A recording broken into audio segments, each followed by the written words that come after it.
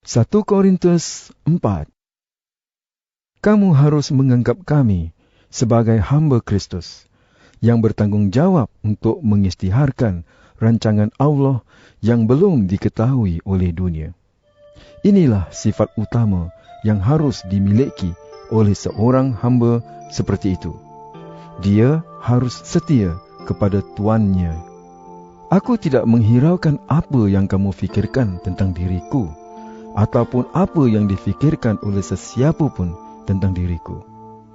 Apa yang aku pikirkan tentang diriku sendiri pun tidak penting.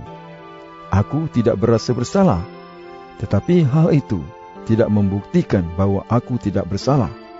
Tuhan saja yang berhak menentukan sama ada aku bersalah atau tidak. Oleh itu, janganlah kamu buat keputusan bahwa seseorang bersalah atau tidak sebelum waktunya. Tunggulah sehingga Tuhan datang kelak. Dia akan mendedahkan segala rahsia yang tersembunyi dalam kegelapan. Dia juga akan membongkar segala niat yang terpendam di dalam hati manusia.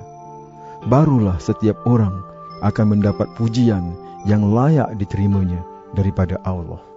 Saudara-saudaraku, demi kepentingan kamu, semua itu sudah aku kenakan kepada Apolos dan diriku sendiri. Dengan menggunakan diri kami sebagai contoh, kamu dapat memahami arti pepatah ini. Patuhlah kepada peraturan yang ada. Oleh itu, tidak seorang pun antara kamu dapat membanggakan seseorang dan menghina yang lain. Siapakah yang menjadikan dirimu lebih baik daripada orang lain?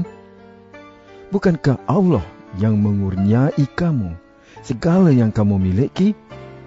Oleh itu, bagaimanakah kamu dapat membanggakan diri, seolah-olah apa yang kamu miliki itu bukan suatu kurnia? Memang kamu tidak memerlukan apa-apa lagi. Memang kamu sudah kaya. Kamu sudah menjadi raja. Tetapi kami tidak.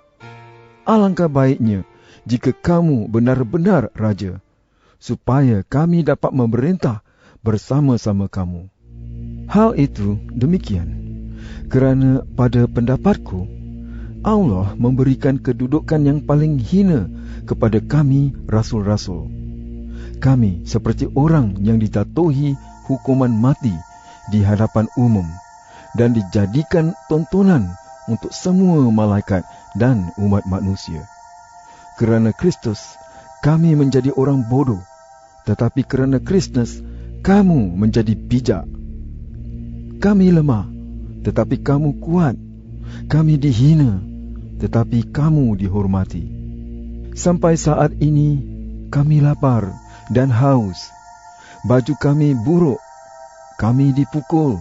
Kami tidak mempunyai tempat tinggal yang tetap. Kami membanting tulang untuk mencari nafkah. Kami membalas kutukan dengan berkat dan bersabar apabila dianiaya.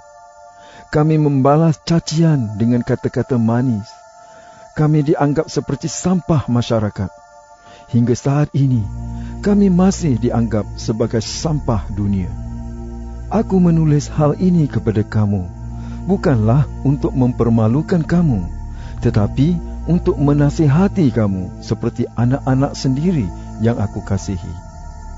Aku berkata demikian kerana sungguh pun sebagai orang Kristian, kamu mungkin mempunyai 10,000 orang pengasuh, tetapi kamu hanya mempunyai seorang bapa. Dalam hidup kamu sebagai orang yang bersatu dengan Kristus Yesus, aku menjadi seperti bapa kepada kamu, kerana aku yang membawa berita baik kepada kamu. Oleh itu, aku menggesa kamu supaya mengikut teladanku. Bagi tujuan itu, aku mengutus Timotius kepada kamu.